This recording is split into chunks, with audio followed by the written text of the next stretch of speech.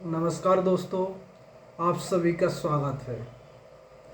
आज हम ऐसे टॉपिक पर बात करेंगे जो सुनने में बहुत आसान लगता है, लेकिन यकीन मानिए यही वह पहली सीढ़ी है जहाँ से किसी इंसान की जिंदगी का रुख बदलने लगता है। आज हम बात करेंगे कि हम अपने जीवन के पहले 15,000 रुपये कैसे बचाएं। शायद आप सोच रहे होंगे कि 15,000 रुपये बहुत छोटी रकम होती है, लेकिन एक बात का ध्यान दीजिएगा, बहुत से लोग हैं जिनकी सैलरी 15,000 रुपये से भी कम है। तो सच्चाई ये है कि 15,000 रुपये छोटा नहीं होता। छोटा होता है हमारा धैर्य, हमारा अनुशासन और हमारी सोच। 0 रुपये से 15,000 रुपये तक का सफ़र बहुत मुश्किल होता है बहुत से लोगों के लिए। दोस्तों, हमें यहाँ पर पैसा नहीं जोड़ना होता, हमें यहाँ पर अपना मन, अपनी आदत और अपने लालच को रोकना होता है। एक बार जब इंसान 15,000 रुपये बचाता है तो पहले 15,000 से वो 1.5 लाख, 5 लाख व 10 लाख रुपये से भी आगे का सफ़र तय करता है, क्योंकि पैसा बचाने का खेल गणित से नहीं होता, ये आदत और साइकोलॉजी का खेल होता है। अगर आप आज 15,000 रुपये नहीं बचा पा रहे हैं तो कल आपकी सैलरी लाखों में होगी, फिर भी खाली हाथ ही रह जाओगे। अगर आप सच में अपनी फाइनेंशियल लाइफ को बदलना चाहते हैं तो आप इस वीडियो को लाइक कर दीजिए और चैनल को सब्सक्राइब कर दीजिए।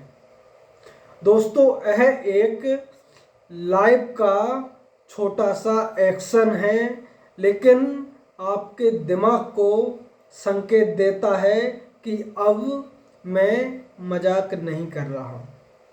दोस्तों, सबसे पहले हमें अपना माइंडसेट बदलना होगा।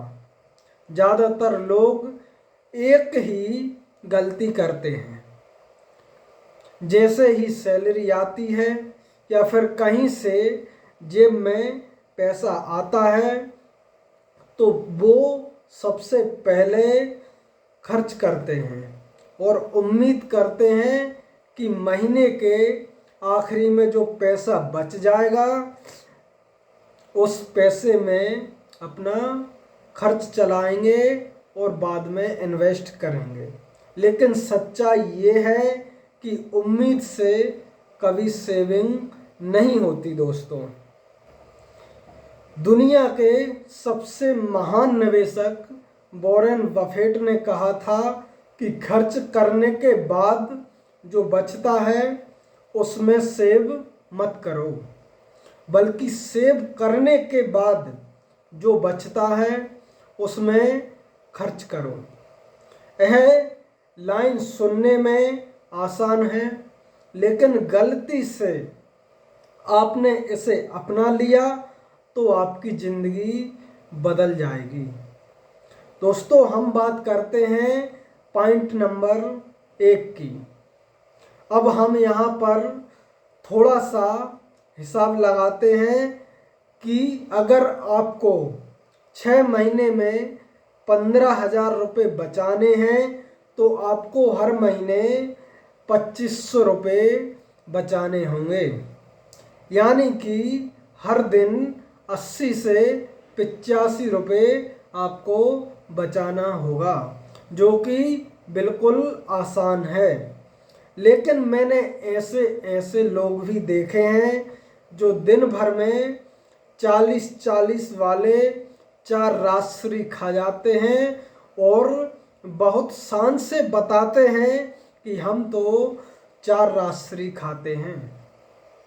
ये वही लोग होते हैं जो 40-50 की उम्र पार करने के बाद कुछ नहीं बचा पाते और अपने बच्चों के लिए कुछ नहीं करते।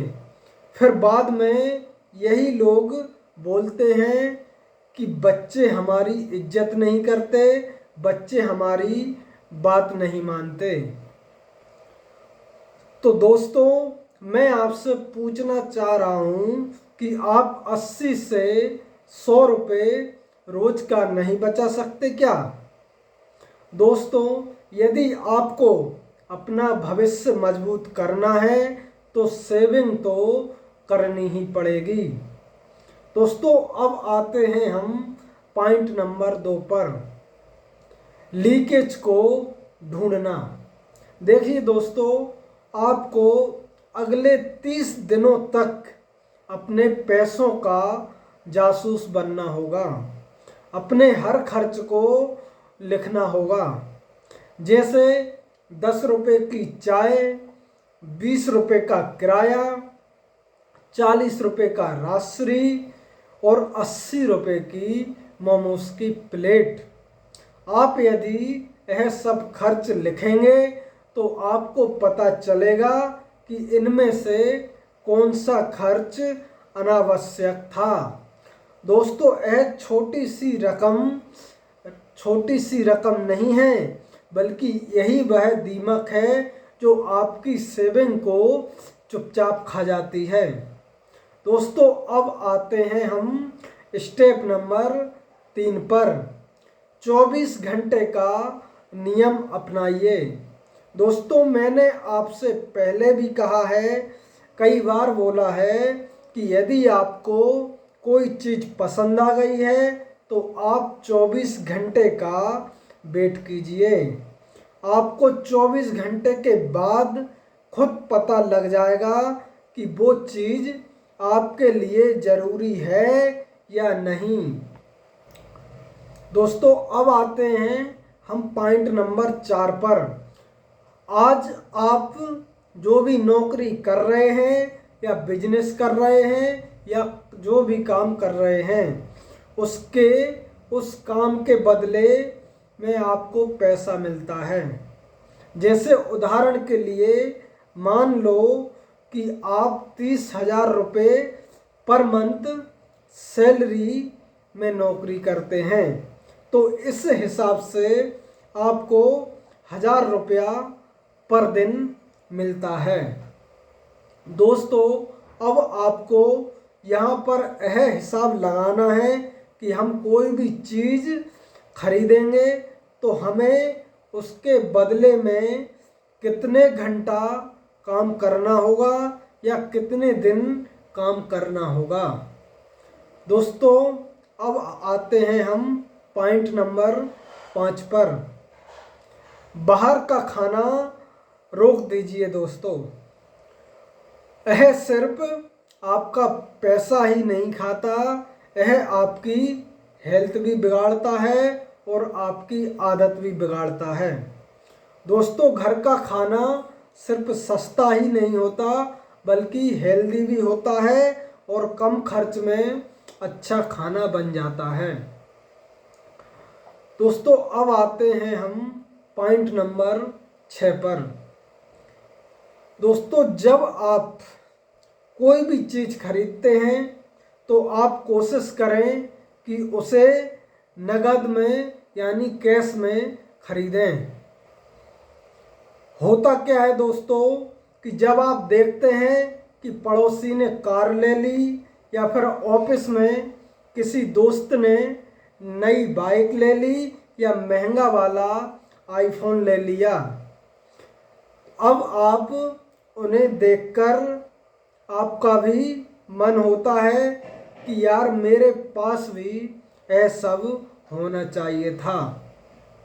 फिर आपका दोस्त आपको सलाह देता है कि यार टेंशन क्यों लेता है, ईएमआई है ना, ईएमआई पर खरीद ले और आप उसकी बात मानकर थोड़ा बहुत डाउन पेमेंट करके ईएमआई पर चीज़ें खरीद लेते हैं। दोस्तों, मैं आपको ईएमआई पर सामान खरीदने से मना नहीं कर रहा हूँ। मैं मना कर रहा हूँ उस ईएमआई से जो आपको बांध कर रखती है। जैसे एक पल के लिए मान लो आप 1 लाख रुपए की कोई चीज़ खरीद रहे हैं, जैसे कि बाइक खरीद रहे हैं या आईफोन खरीद रहे हैं, तो आपके पास 1 लाख रुपया बैंक अकाउंट में या कैश के रूप में होना बहुत ज़रूरी है। फिर भले ही आप उसे या आप उस चीज़ को ईएमआई पर खरीद लें।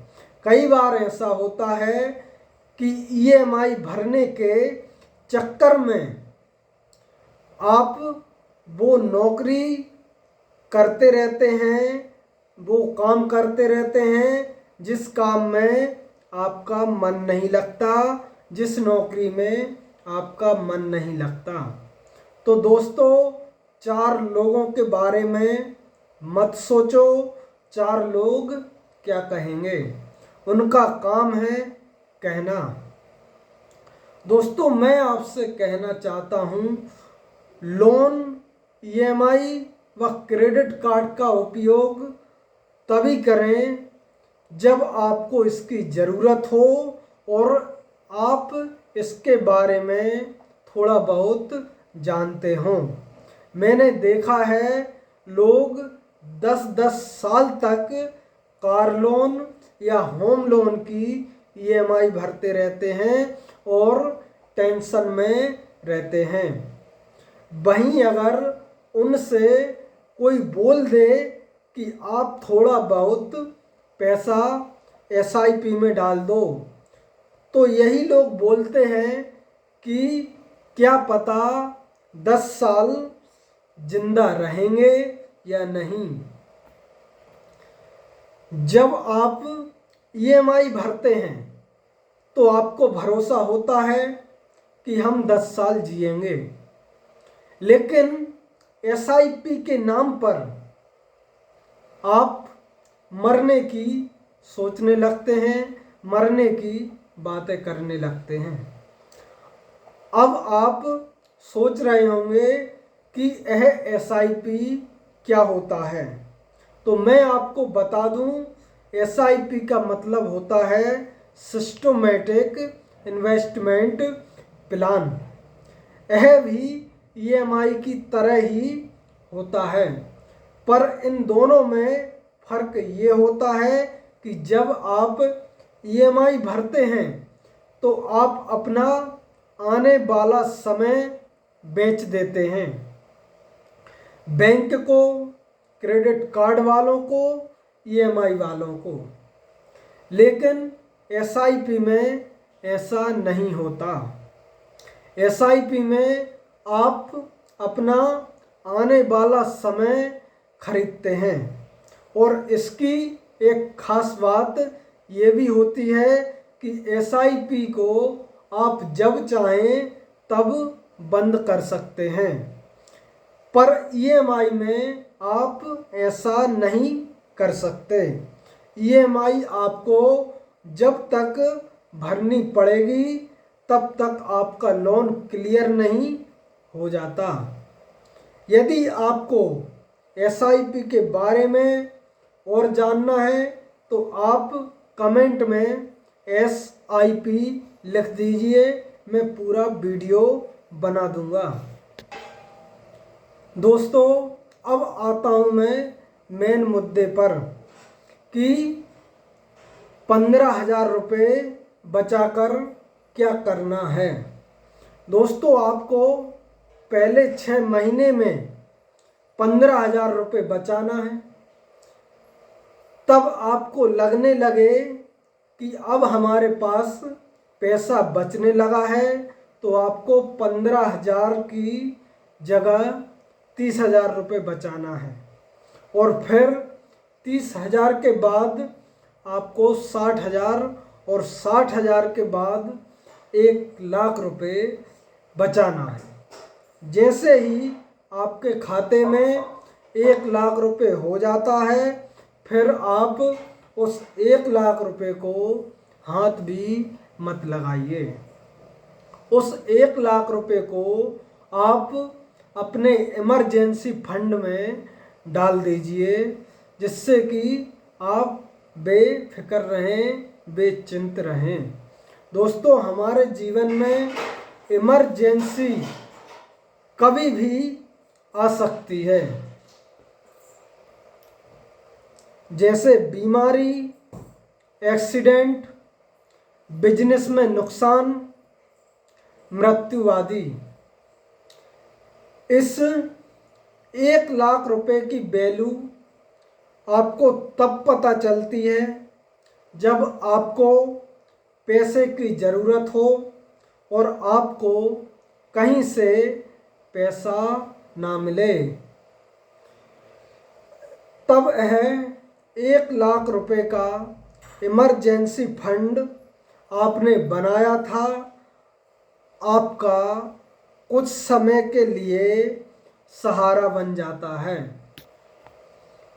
दोस्तों, यदि इस वीडियो से आपको थोड़ा बहुत भी सीखने को मिला हो तो आप मेरे चैनल को सब्सक्राइब ज़रूर कीजिएगा।